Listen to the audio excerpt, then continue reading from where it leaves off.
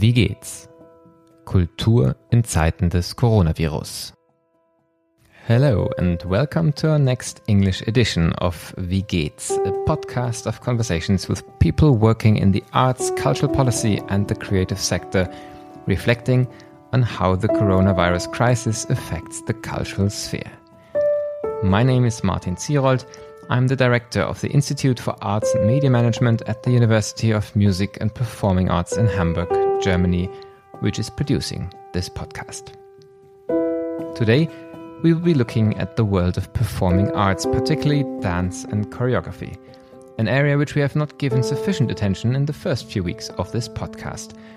I will be talking to Sheena McGrandles, a dancer and choreographer based in Berlin, who works locally as well as internationally, and in addition to her individual work, is also part of two collectives curating spaces for the independent scene in Berlin, which were supposed to be open this April. She will give insights how her artistic work has been affected by the coronavirus crisis and will shed light on the situation of freelance artists and the need for political awareness and action to keep the art sphere alive and lively in the months to come. The title of this podcast, Wie geht's, has a double meaning. It translates simply as, how are you? We want to know how people in the arts are doing during these extraordinary and challenging times. Yet, Wie geht's also means, how does it work? On this podcast, we hope to share fresh ideas, learnings, stories, how we rethink our practices and our role for societies as we try to come to grips with this crisis. My guest today, Sheena McGrandles, is a dancer and choreographer living in Berlin. She works in different contexts such as theatre stage, education, and independent art and culture projects. Her current group of work explores illogical intimacies and radical temporalities as a means of detailed exploration and exaggeration of movement. Her works create hyperreal, multi-narrative and humorous moving landscapes.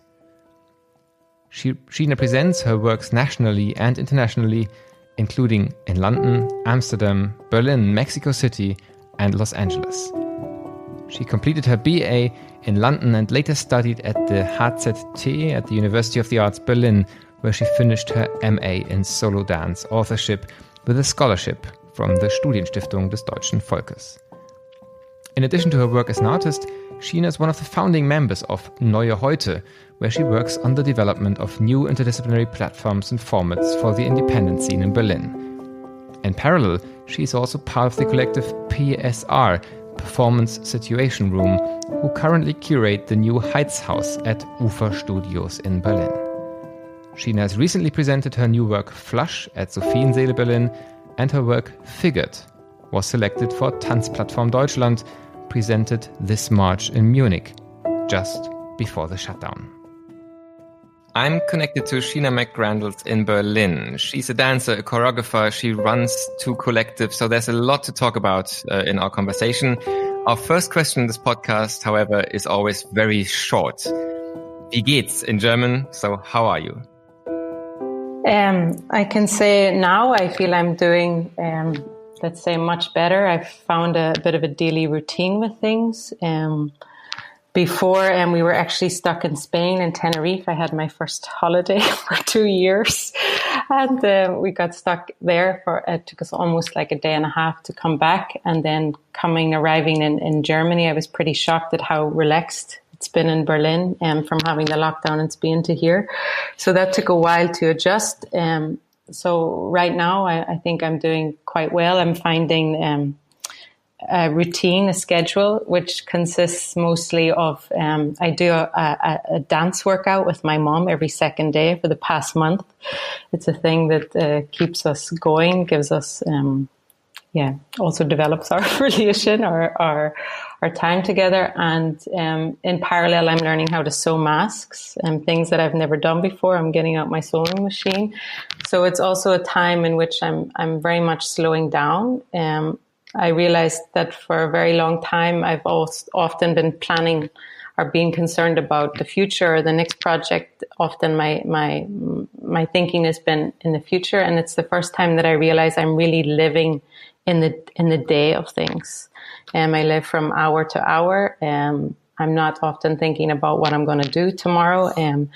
And in some senses, that feels quite relieving. It feels energizing in some way. I check my emails much less. Every second day I'm on my computer. So in those senses, it's great. And I have to say I have the privilege to be able to do that. I've had the support from the Soforthilfe.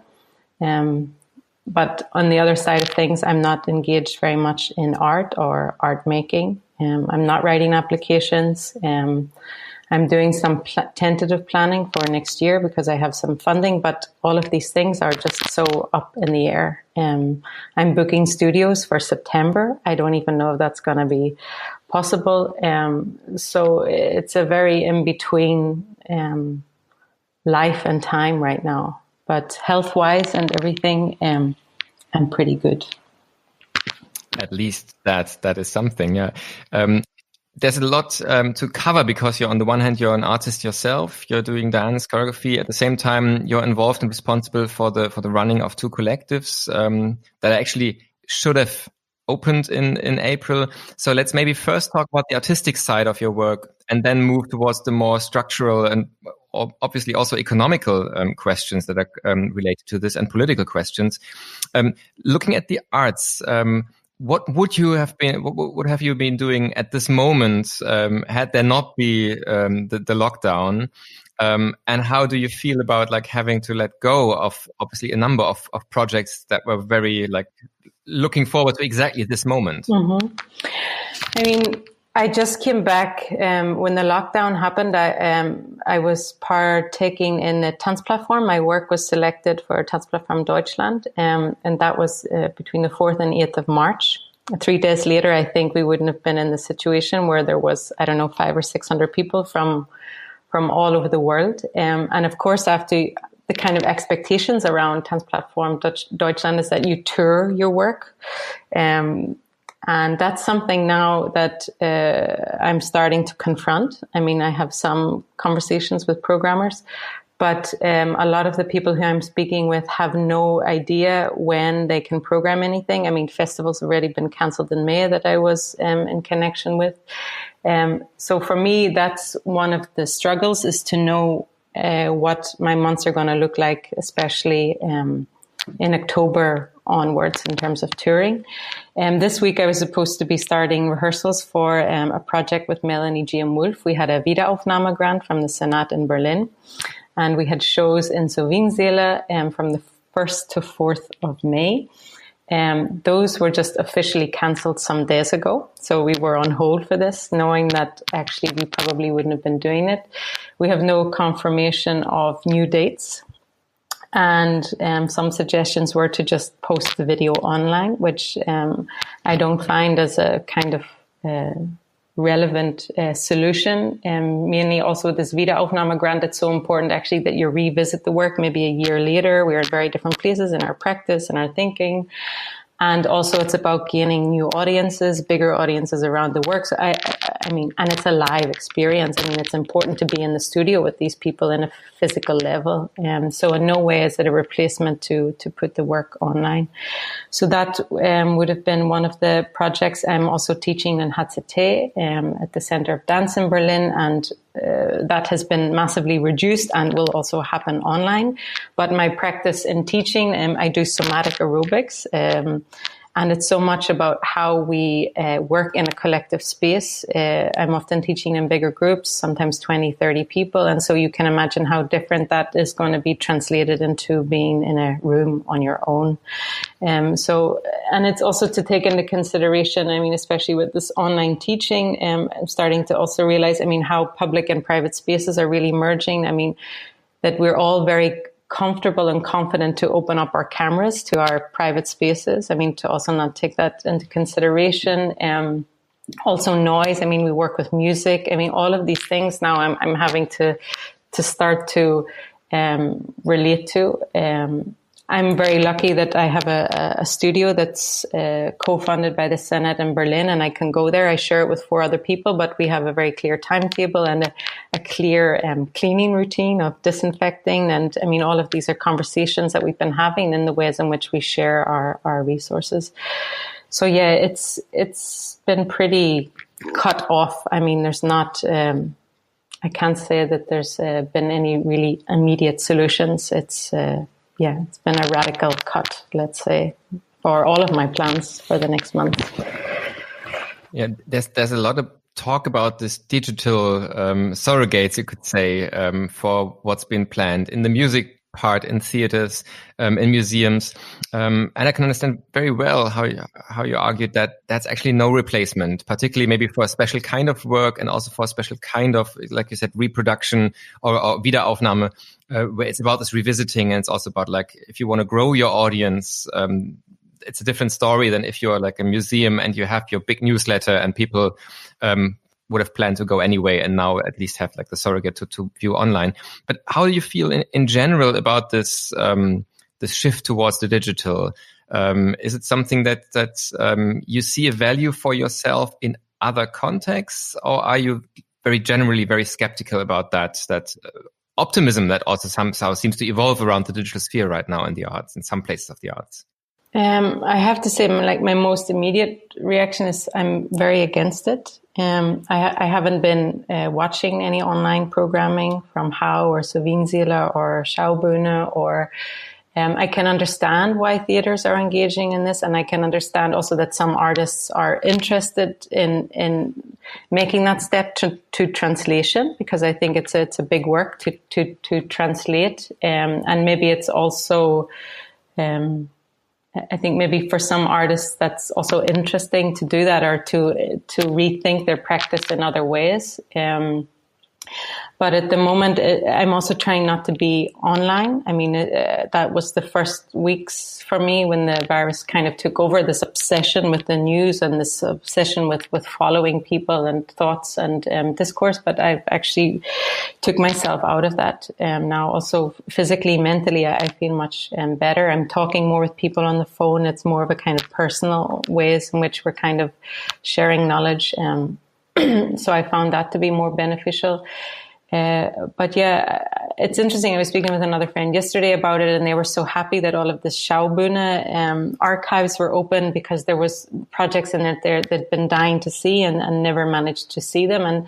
And especially, I mean, she's a mother with kids at home and working, finishing her PhD. So, I mean, I can understand that it opens access. I mean, I think this topic of access becomes really important now. And then my feeling is then this should be maintained with or without the virus. I mean, how can we have more access to this in our own timing and not to kind of binge watch and not feeling, I mean, how to not have these feelings of FOMO, like fear of missing out, or that they're already timed, that we need to kind of get to the theater now on our screens. I mean, I find that all kind of interesting that we're able to still reproduce these structures around temporalities and consumption of art. And so I'm kind of interested in more in ways of like how I can be more fluid with my time. I think it's the first time that we're globally experiencing this together, and how can we work with that as a kind of positive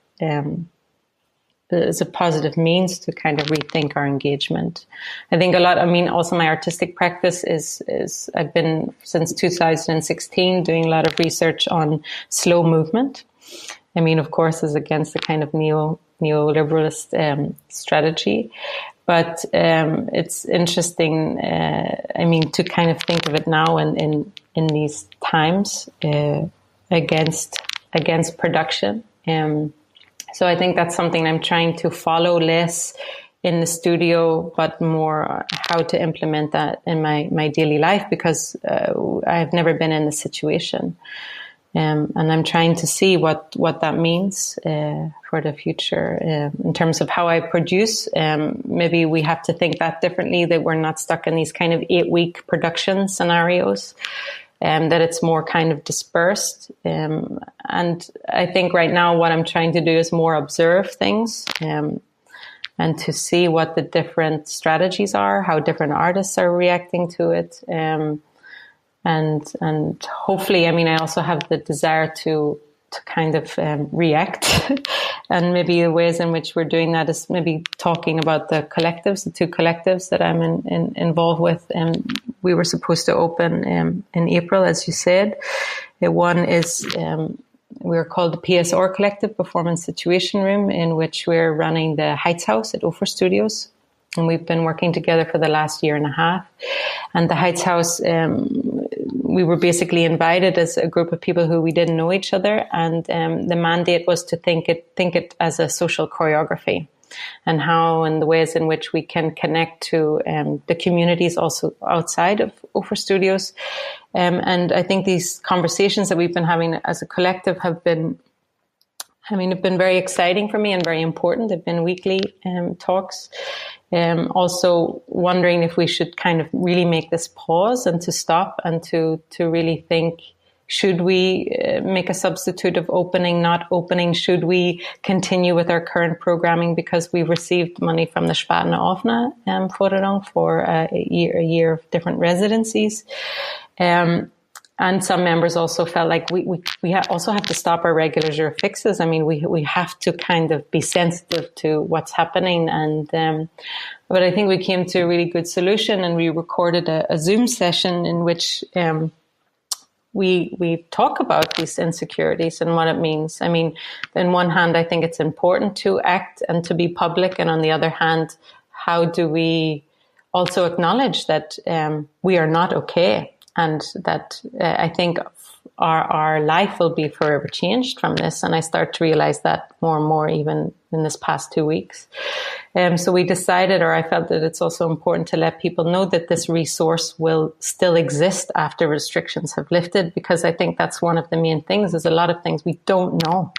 We don't know how severe the funding cuts will be. We don't know when we're going to sit in a theater again. We don't know if certain organizations that are small and important to us will exist. And I thought, we thought that it's very important to let people know this space will exist for you afterwards. If that's all, at least, that we can say. We don't know how we can gather. I mean, that's also one of the other things. I mean, the other collective, Neue Heute, that I'm involved in, I mean, all our programming, all our curatorial planning is very much centered around the space of encounter. So when your economy, your social economy, your financial economy is around the space of encounter, what do you do? How do you reimagine that? So, I mean, it's all of these topics right now that are tying into one another on a very kind of personal level, but also very much on a work level, but also politically. I mean, how can we use it? I mean, it's one of the reasons why I got engaged in running spaces and collectives is the way it's how I see I can do politics in the city. As also an artist, as a dancer, is to claim space, is to make space possible for other people. And I feel we have a responsibility now when you do have a space and when you do have square meters, and what you do with that. So I think part of our work now is to also slow down and is to reimagine and rethink, and to also fight to hold on to those. I mean, because financially we don't even know how that's going to happen for one of the collectives. So that's something that I'm really busy with right now, is to fight and for space for afterwards. Yeah, I think the shift maybe also that we're recognizing in different contexts, that from this very first impulse to just like, how are we going to deal with the situation now? People now start, and I think it's very important that we do this now, start to look forward to a time after this immediate lockdown situation, and even beyond that, because in a way the money that's being spent publicly on so many levels now will have to be repaid at some point. And then the question of the funding of the arts will probably be a very critical and maybe even like a dangerous one. As you're concerned about the political aspects, if we shift the perspective from what you as an artist are trying to do right now to what could somebody who considers themselves more as audience, as interested, is there things you would hope people to be involved in right now, to contribute now, or at a later point? What would be your wish?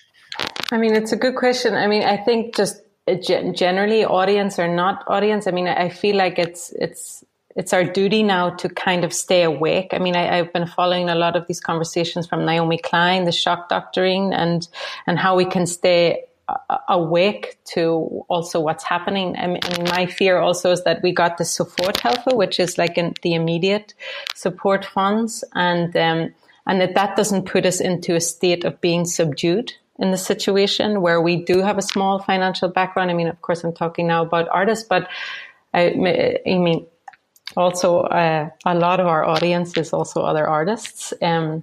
So that's also something that I'm trying to also advocate for and to speak with other peers about. I mean, also, I've just seen that the Spartner offene Förderung, they have 2 opening times, which is in June and December. They've released that they're going to cancel the June edition and use it for funds for cushioning other artists or organizations. We actually don't know what it's for. And I think, I mean, especially because this is for festivals, for smaller organizations, that is for 1 and 2 year programs. So we're actually only going to see the effects of this in 2021. So for me, I think it's important that we all stay awake to these things, that we also get active.